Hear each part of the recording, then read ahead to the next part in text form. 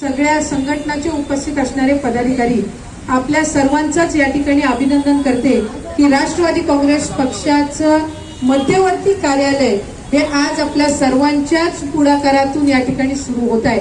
आज या कार्यालयाचा आपल्या सर्वांच्याच प्रमुख उपस्थितीमध्ये उद्घाटन झालं असं मी सुरुवातीलाच या ठिकाणी जाहीर करते। खरं तर आनंददादांनी आपल्या मनोगतामध्ये किंवा जिल्हाध्यक्षांनी आपल्या मनोगतामध्ये उल्लेख केला की या मीरा भाईंदर क्षेत्रामध्ये राष्ट्रवादी काँग्रेस पक्षाचं एकेकाळी प्राबल्य होतं, विधानसभेमध्ये नेतृत्व होतं, महानगरपालिकेमध्ये सुद्धा नगरसेवकांची संख्या मोठ्या प्रमाणामध्ये होती, महापौर उपमहापौर तर होतेच, पण त्याचबरोबर पक्षाची संघटना सुद्धा मोठ्या प्रमाणात होती। आज एका बाजूला वेगवेगळ्या आव्हानांना आपल्याला सामोरं जावं लागतंय। आज महायुतीच्या सरकारमध्ये आपण सहभागी आहोत, त्यामुळे लोकसभेमध्ये इथे महायुतीचा उमेदवार होता, त्याचा आपण पक्षाच्या कार्यकर्ते आणि पदाधिकाऱ्यांनी काम केलं। विधानसभेला सुद्धा आपला इतर दुसरा जो घटक पक्ष आहे त्यांचा उमेदवार त्या ठिकाणी होता, तिथेही आपण अजितदादांच्या सूचनेनुसार प्रदेश अध्यक्षांच्या सूचनेनुसार त्या ठिकाणी काम केलं। आणि कुठे ना कुठेतरी काम करत असताना कार्यकर्ता पदाधिकारी म्हणून आपल्या सर्वांचीच त्या ठिकाणी इच्छा होती की एकेकाळचा राष्ट्रवादी काँग्रेस पक्षाचा हा बालेकिल्ला, इथं आपलं संघटन वाढलं पाहिजे।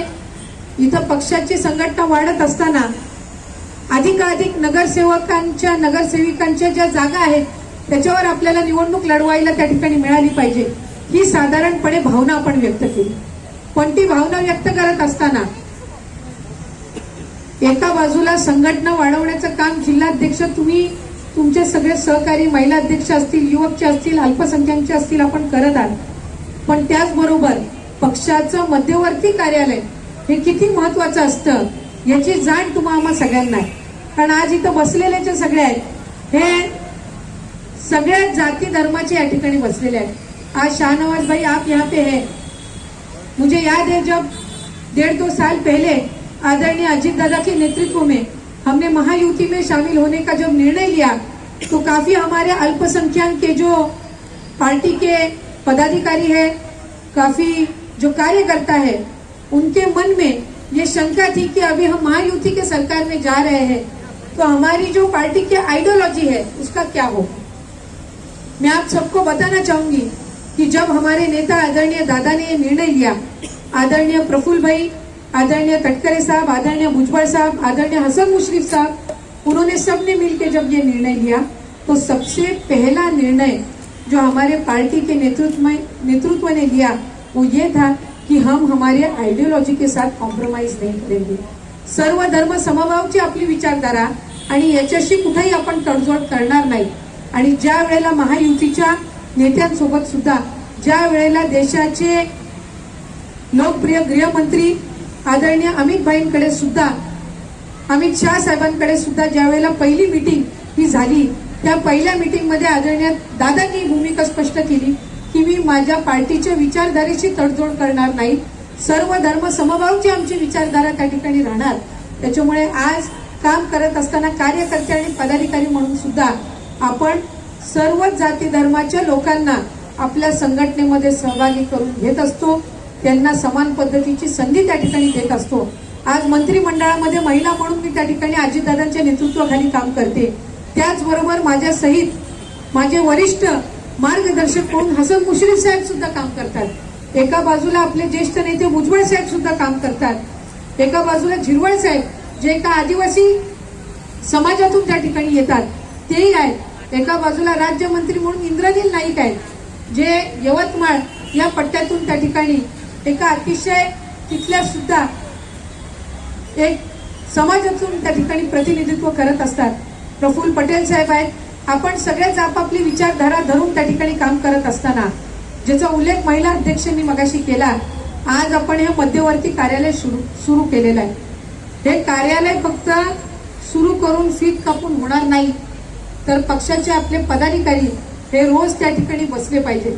इथले जे स्थानिकांचे प्रश्न येतील हे आपण त्या ठिकाणी आमच्यापर्यंत किंवा आदरणीय दादांपर्यंत पोहोचवण्याची भूमिका ही आपल्या या पक्षाच्या कार्यालयातून त्या ठिकाणी घेतली पाहिजे। तर आणि तरच हे जे कार्यालय आपण उघडलेलं आहे ते एका बाजूला निवडणुकीच्या कामकाजासाठी आहेच, पण त्याच्याही पेक्षा जास्ती हे इथल्या जनतेच्या सेवेसाठी आहे.